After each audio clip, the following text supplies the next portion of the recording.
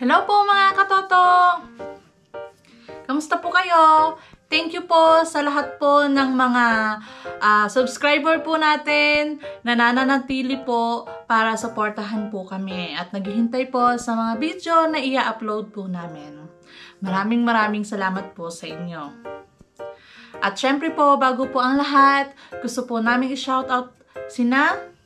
Shoutout po kay Sir AJ Henobe.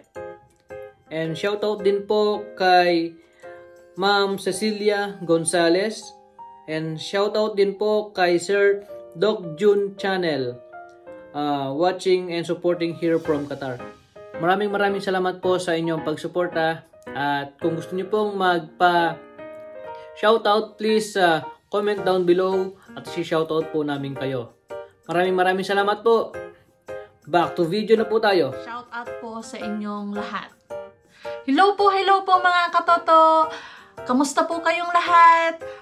Narito na naman po kami para po i-share po sa inyo yung mga step po na ginawa namin kung paano po ako naging permanent residence po dito po sa Canada. At kung kayo man po ay nadaanan ng video na ito, please po, subscribe na po at click the bell notification para po pag meron po kaming in-upload na video ay manonotify po kayo. Maraming salamat po. At atin na pong simulan ang ating topic ngayon. Uulitin ko po sa inyo na ito pong aming sinishare sa inyo is based po sa aming experience. At hindi po ito 100% na perfect po lahat kasi po may kanya-kanya po tayong mga karanasan kung papaano po mag-process po ng ating papel or sa pag-apply ng permanent residence po dito sa Canada. So, ito pong share ko sa inyo ay ayon po sa aming experience or sa aking experience. So, ako po ay dumating dito sa Canada bilang isang foreign worker o as a caregiver po sa Ontario. Kung makikita nyo po dito po sa video na ito, nandyan po lahat po ng details or lahat po ng info na pwede nyo pong makuhanan. At ako nga po pala ay nag-process ng papel from Hong Kong. Yung mga form naman po na aming sinubmit ay chinek po namin sa checklist ng IRCC. At kung tignan nyo po itong video na to, nandyan po yung mga form na aming ginawa. At lahat po ng mga documents na aming pinrepare na galing po sa Pilipinas. Kung makikita nyo po, itong video pong ito, nandyan din po lahat ng pwede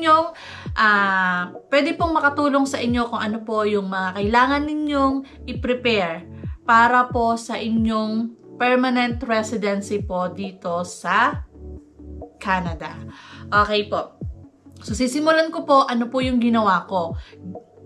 Ginawa po namin para po magkapagsimula po kami sa pagpaprocess po ng aming papel or sa aking permanent residency. Nung una po is, ang balak po talaga namin is mag-hire po ng consultant. So, ang ginawa ko po, kasi may kakilala po ako doon sa Ontario na consultant. So, minessage ko po siya. Tinanong ko siya kung sakali ba na ipapagawa ko sa kanya yung aming permanent resident application, magkano ang ibabayad namin. Ito po ay noong 2020. Ang sabi po ng consultant sa amin is kailangan ko daw po magbayad ng 4,000 Canadian dollar. Opo, 4,000 Canadian dollar. Yun po ay bayad pa lang sa consultant. At exclusive po yung bayad ng application fee, medical, at kung ano-ano pa. At kung may anak po kayo, iba pa po yun, yung bayad sa papers ng mga anak ninyo. At syempre po, sa medical din po nila sa Pilipinas o kung saan man po silang bansa naroroon. So, naisip ko po is napakamahal. Hindi po kaya ng budget namin. So, the time po is wala pa po akong work. So, sa amin po, napakabigat po yung 4,000 Canadian dollar, no po. So, ang ginawa ko po, that time po kasi wala akong work. So, kahit pa paano, meron akong more time para mag-search sa Google kung ano yung mga dapat gawin. So, para po sa mga nakakaalam, nung time po yon na wala na po akong trabaho, hindi po ako nag-file ng EI. Kasi po, nung balak ko na po na mag-file ng EI, nagkaroon po ako ng time na mag-search muna sa Google kung ano ba yung mga dapat at hindi dapat na gawin bago mag-apply ng permanent residency.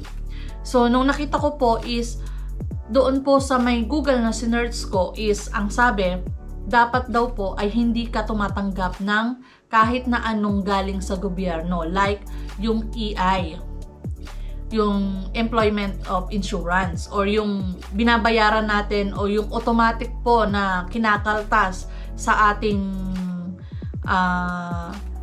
paycheck. Sa ayot sa gusto po natin, yun po yung talagang automatic na siyang kinakaltas sa payslip po natin. So, yung EI, yung CPP, yun po, automatic na po na tinatanggal po sa atin yun.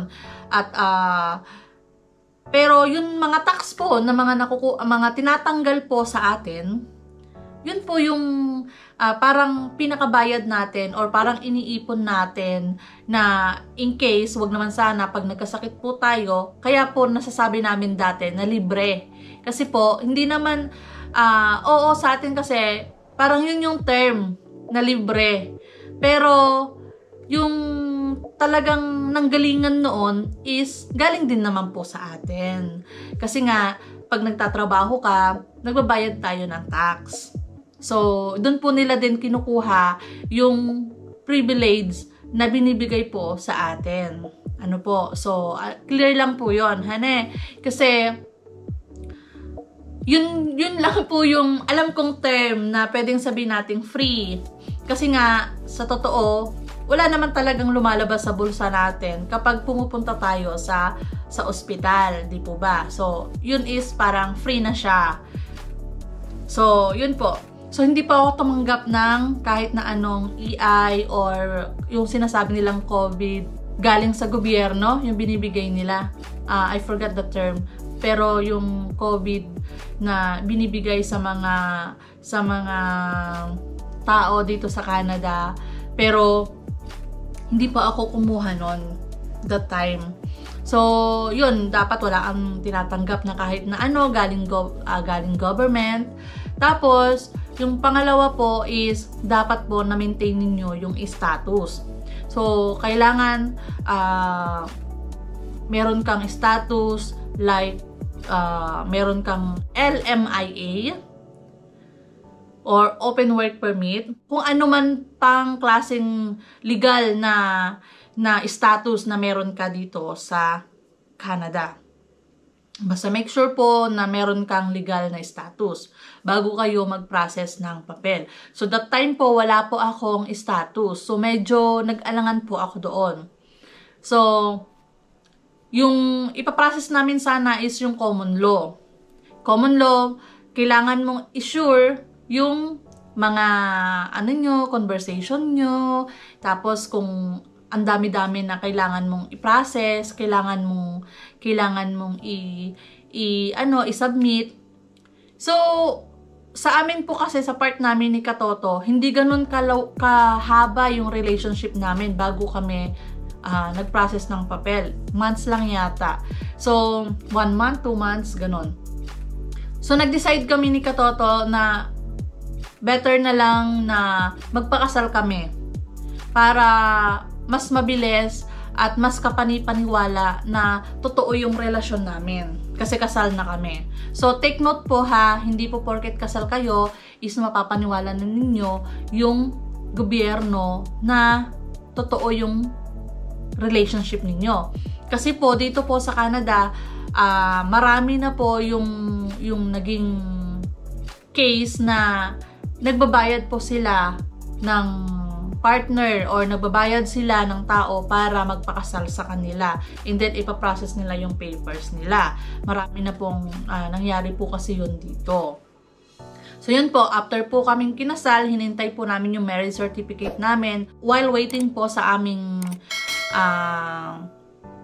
marriage certificate, ang ginawa po namin is nag-open po kami ng bangko. Kailangan po join account po yung ginawa namin. Kasi po, nung time na yon, nag-check na po kami ng checklist sa IRCC. So, yun na po yung pinaka-guideline namin. Kumuha kami ng checklist from IRCC, tinignan namin kung ano yung mga pwede naming isubmit, tapos yung mga form, at ito rin po, paalala din po, aware din po dapat kayo nito. Yung pagtingin po ng checklist, yung mga form, make sure po na updated po lahat yun. Kasi minsan po is nagpapalit sila every 3 months, 6 months, or 1 year, depende po sa IRCC, kung kailan yung updated or may bagong form na dapat na yun yung isubmit natin. So, ito pong sinasabi ko sa inyo is paalala lang po na sana is maging aware kayo at keep checking din po doon sa mga form na isasubmit natin. So, yun nga po, kumuha na kami ng bank joint account, and then isa pa po na requirements is yung proof po na proof of address kung saan po kami nakatira ni Katoto. Make sure po na kayong dalawa ng partner mo ay iisa ang inyong address. Kung kayo naman po ay outland, kami po kasi ni Katoto, ang ginamit po namin is, kung mapapanood nyo po yung video namin na ito, inland sponsorship po yung ginawa namin.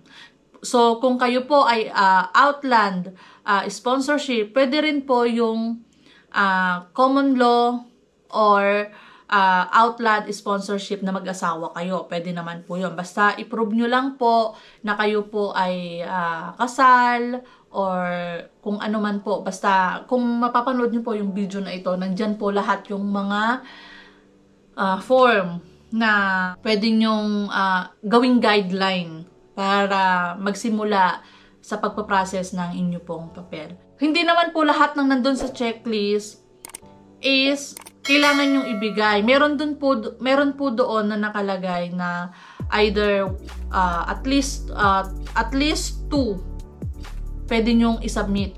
So, either kuryente or yung tinatawag nila dito sa Canada na hydro, or internet, water bill, tapos sa amin po kasi yung cellphone, ganun. Sa amin po kasi ang sinabit po namin 3. Hindi namin sinunod yung 2 na nandun. So, nagpa-extra talaga kami. So, ang binigay po namin yung hydro, yung internet, tapos yung bank statement, lahat po yung mga binigay na po namin. And then, syempre po, yung aking police clearance. Police clearance po or NBI from Philippines. At saka kung saan man bansa kayo galing. Kasi nandun po naka-note doon, nakalagay doon na kung kayo po ay nag-stay sa other country at least more than 6 months or 6 months above. So, kailangan nyo po ng police clearance galing sa bansa kung nasaan man kayo pumunta. So, inano din po namin yon, ginather din po namin yon, sinama namin doon sa may application namin. And then, kayo po, kung meron po kayong anak na ayaw nyo pa po silang isama dito sa Canada, pwede pa rin po yun. Basta isama nyo pa rin sila sa application na pinipil-upan ninyo. And then, kung gusto nyo na silang kunin, pwede nyo na silang dalhin dito. So, yung below 18 years old po na anak ninyo, kung kayo po ay hiwalay or kung kayo po ay hiwalay sa asawa nyo dati or nasa custody pa rin siya ng naging partner nyo dati yung anak ninyo, or kung hindi man, kukuha pa rin po kayo ng letter from your partner before. Kailangan ka pa rin kumuha doon na ina-allowed ka na pwede mo siyang dalhin sa Canada. So, paggagawan mo siya ng sulat at pipirmahan niya, and then ipapapunta nyo sa lawyer, ipapa-abidabid ninyo yon na yun, pumapayag siya na dalhin mo yung anak mo dito sa Canada. So, kung i-process nyo na yung papel nyo, ipapasa nyo na lahat ng papel nyo, at ang IRCC magsisend sa inyo ng medical. Medical po, hindi lang po ikaw. Kung may anak po kayo, ikaw at yung anak mo, kailangang mag-medical. Kahit hindi po siya kukunin dito, magme-medical pa rin po siya. Yun po yung isang requirements po ng IRCC. Kasi nga, in the future, kung gusto mo siyang kunin, makukuha mo pa rin siya. Yung anak nyo po, hanggang 21 or 22, pwede nyo pa rin po siyang kunin dito sa Canada. Pwede nyo pa rin siyang sponsoran. Kahit po, kunyari, naka-non-accompanying siya, 8 years old pa lang siya. Ngayon, hindi nyo pa siya makuha-kuha, or dahil hindi pa kayo nagsisettle dito, okay lang din po yun.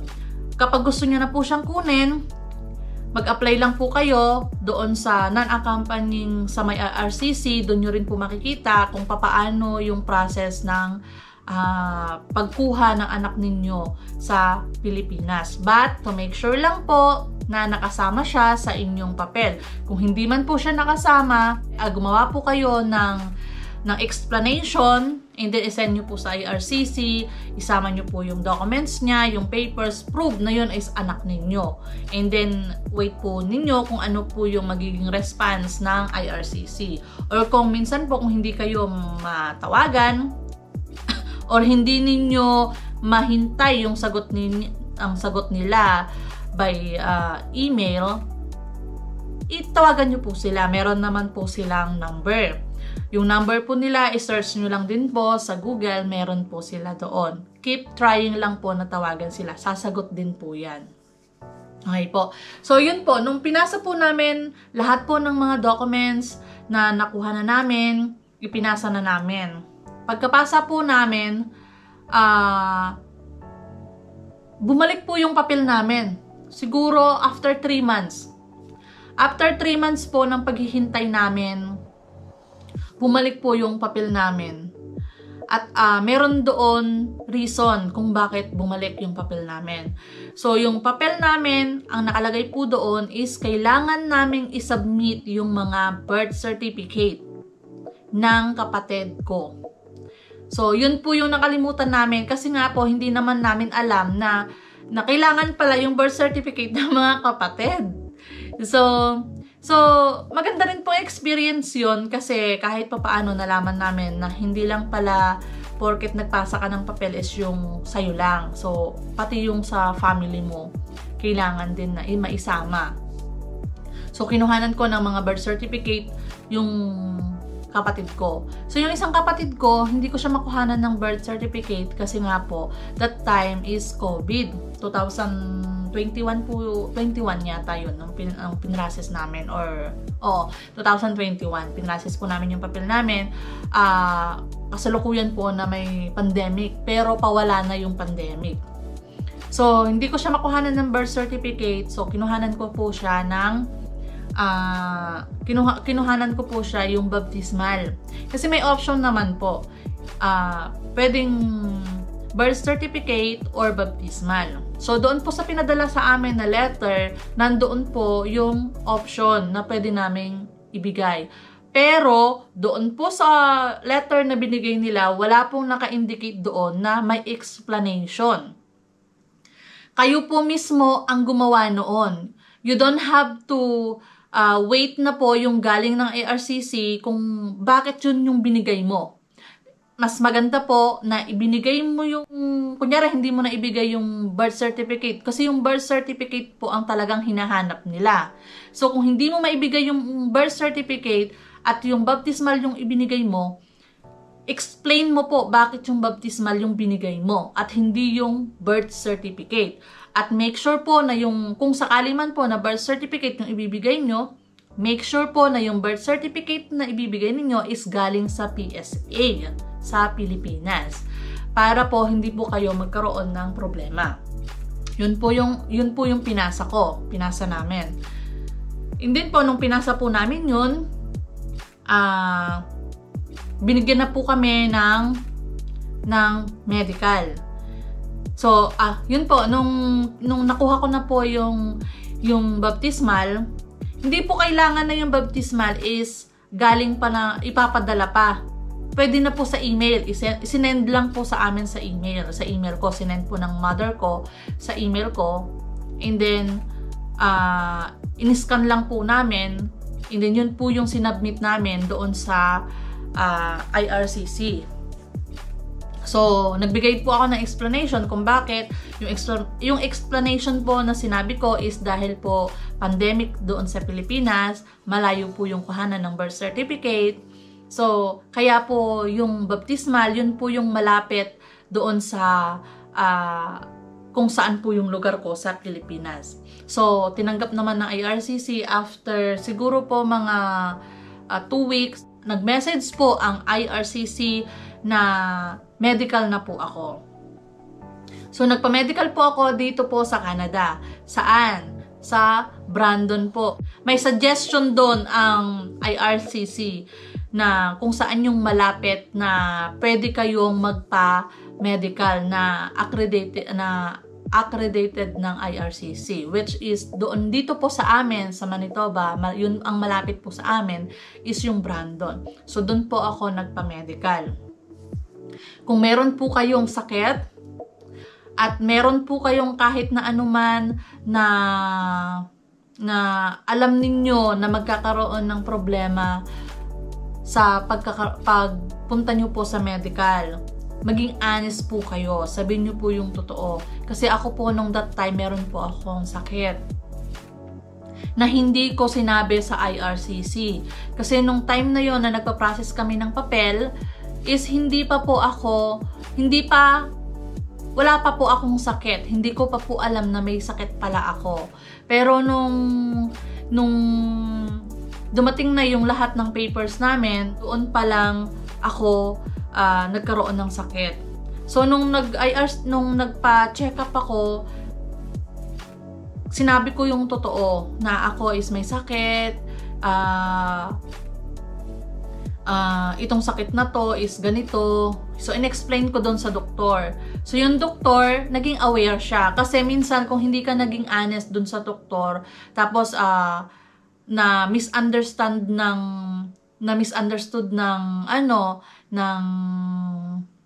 ng doktor, so baka yun pa po yung magiging problema ninyo. So mas maganda po sabihin nyo na yung totoo. Nandun pa lang kayo, sabihin nyo na bago pa gawin yung inyong physical examination, sabihin nyo na para aware yung doktor. And then sabihin nyo lang na hindi naman siya grabe, hindi naman siya nakakahawa, or whatever. Sabihin nyo na. So, that time po, sinabi ko sa kanya yung totoo. Alam ko po na merong chance na baka ma-deny yung aking papel dahil doon. Kasi nga hindi ko sinabi agad doon nung nag-process ako. Kasi merong mga question doon na kailangan nyo pong sagutan sa form na isasubmit ninyo. Para po sa mga hindi po nakakaalam, yung pong papel ko na pag-apply ng permanent residence, sinabay ko po yung open work permit. Inland sponsorship po namin, sinabay ko po yung open work permit. Ano nga bang hahanapin pag nag-apply ka ng open work permit? So, good question po. Ang hahanapin po doon at ang kailangan mo pong isubmit, kunyari, yung asawa mo is siya yung permanent residence, like kay Katoto. Si Katoto po ang nag-sponsor sa akin. kapag yung asawa mo, lalo po dito sa inland ha, inland sponsorship, yung asawa ko po ay permanent resident. So, kailangan niyang i-prove or i-show kung ano yung trabaho niya.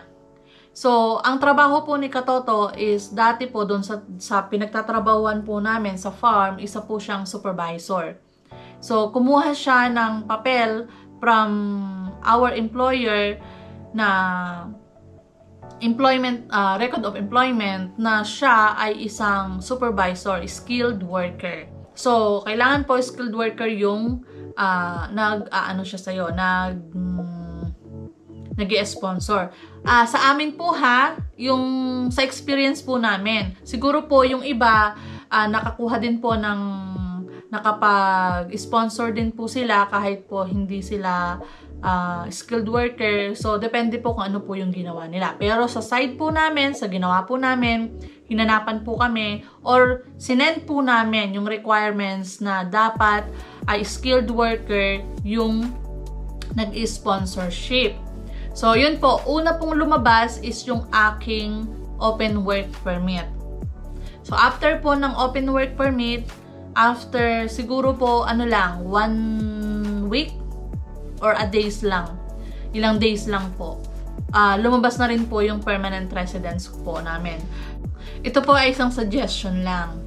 Kung kayo po ay common law relationship or common law sponsorship, it's better po kung nagpa-process po kayo ng papel ninyo ng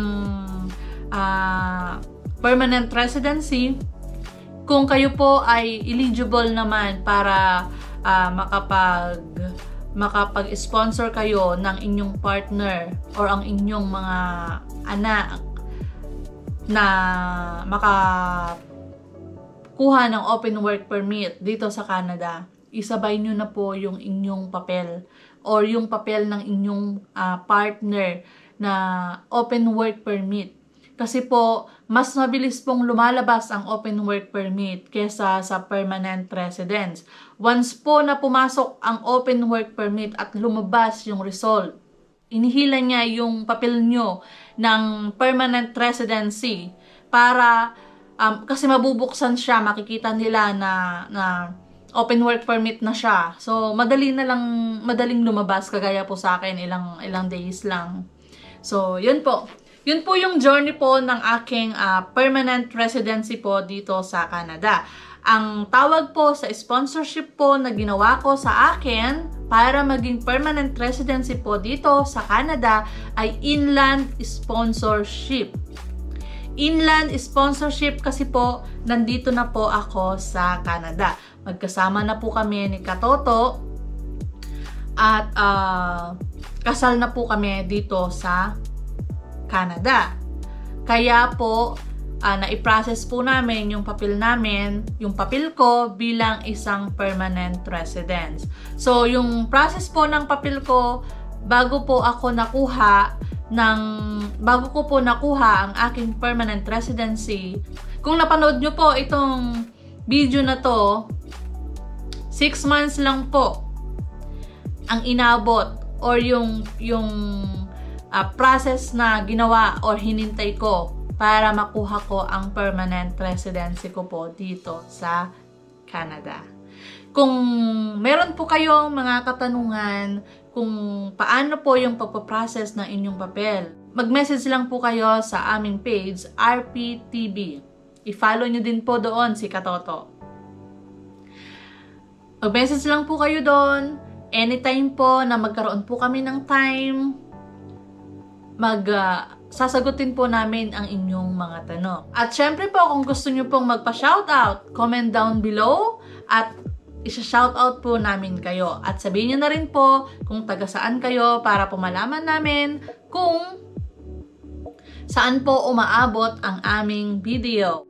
Sana po ito po ay maging isa po na maging inspirasyon ninyo para po sa pagpaprocess po ninyo ng inyong mga papel. No worries po, DIY is the best kung kayo po ay hindi ganon kakomplikado ang inyong papel.